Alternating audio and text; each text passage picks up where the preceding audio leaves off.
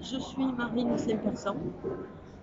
J'écris là depuis l'âge de 6 ans et j'ai commencé à publier il y a seulement 10 ans dans une maison d'édition très très moderne puisque c'était une coopérative avec un système avec les écrivains, les, les instances de l'association qui étaient très très évoluées et donc voilà. Je cherche un nouvel éditeur et je crois que je l'ai trouvé ici.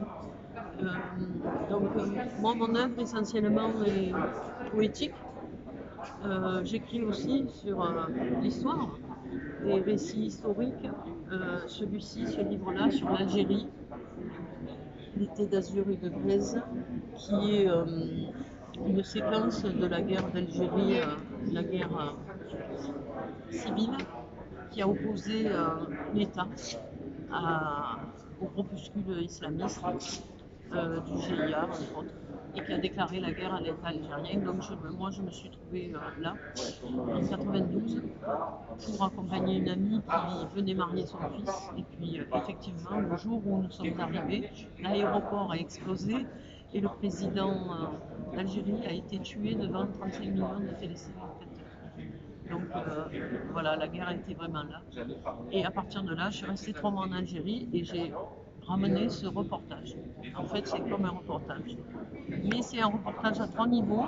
Il y a l'histoire du pays, il y a l'histoire d'une famille, et il y a ma propre histoire, un petit peu de ma propre histoire, qui fait que ce roman n'est pas du tout construit comme d'habitude, et comme les autres, et il y avait tellement d'horreur dans cette guerre que j'ai mis beaucoup de poésie dedans pour rendre digeste les moments difficiles, même pour moi, parce que c'est un souvenir très très fort que j'ai gardé de ce peuple exemplaire qui a été vraiment accueillant, super sympa avec moi. Ils m'ont fait visiter tout le nord de l'Algérie. Je suis un peu descendue dans le sud, mais on est très vite remonté parce qu'il y avait des barrages, il y a le gaz. Donc il y avait beaucoup de mouvements de l'armée dans le désert. Et, donc ce peuple est magnifique parce que ses valeurs sont intactes après 100 et quelques années de colonialisme, plus toutes les déconvenues comme actuellement. Ils ont gardé quand même une vie intime, une vie sociale, une vie d'artistes à partager avec les uns les autres. Les femmes sont très actives. J'ai trouvé ce moment de ma vie extrêmement agréable à vivre malgré la guerre et malgré l'horreur. Donc c'est ce que je rapporte dans mon livre. Et sinon, j'écris de la poésie le plus souvent parce que c'est assez facile. Et enfin, c'est facile dans le sens où c'est pratique. On peut écrire un petit bout là, un petit bout là, et après on travaille sur la finesse et tout. Puis on peut avoir des choses beaucoup plus longues, mais c'est quand même toujours des petites séquences. Par contre, un roman, il faut s'y atteler presque un an d'affilée pour faire quelque chose de fluide. Donc j'écris moins de romans que de recueils de poésie. Et je fais des carnets de voyage aussi. Là j'en ai un exemplaire, mais j'en ai d'autres en préparation. C'est à travers les droits de l'homme. Donc à travers la vision des droits de l'homme qu'on a nous en Europe, voir un petit peu ailleurs où ça en est.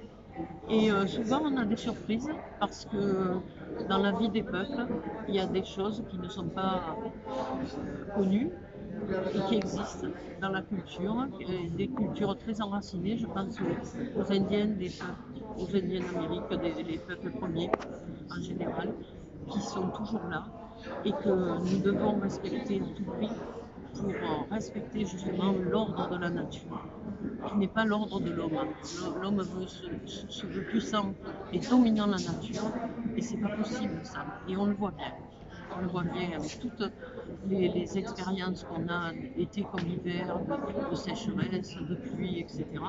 Et avec la régression des espaces verts, des forêts et des populations qui les habitent.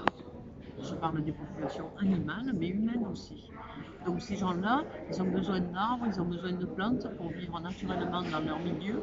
Et si on coupe les arbres, ils vont être obligés de s'expatrier. Donc il va y avoir des réfugiés climatiques en veux-tu en voilà.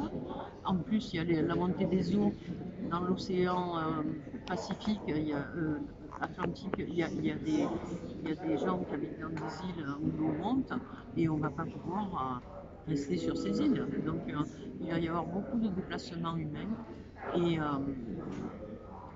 on sent déjà tout cela dans mes poèmes et dans mes livres parce que je suis très très très euh, attentive au monde et à la nature et surtout à la vie où qu'elle soit et la vie dans ces minorités, c'est-à-dire ces minorités ethniques comme ces minorités animales et tout, ça m'intéresse particulièrement. Moi je suis un peu dans le détail et donc j'aime bien les choses que je peux maîtriser et avoir sous les yeux devant moi. Voilà, donc tout ce que j'écris sont des choses vécues, des émotions, des histoires, des récits même, des contes que m'ont fait des chamans. Et tout ce que j'écris part de la réalité et du constat que nous avons besoin de changer de mode de vie, pas de civilisation puisque c'est un cours. Et le cursus, on est dans un cursus, il faut qu'on oriente bien où on veut aller pour avoir une harmonie dans le monde du vivant entre les animaux, les végétaux, les humains et qu'on se respecte.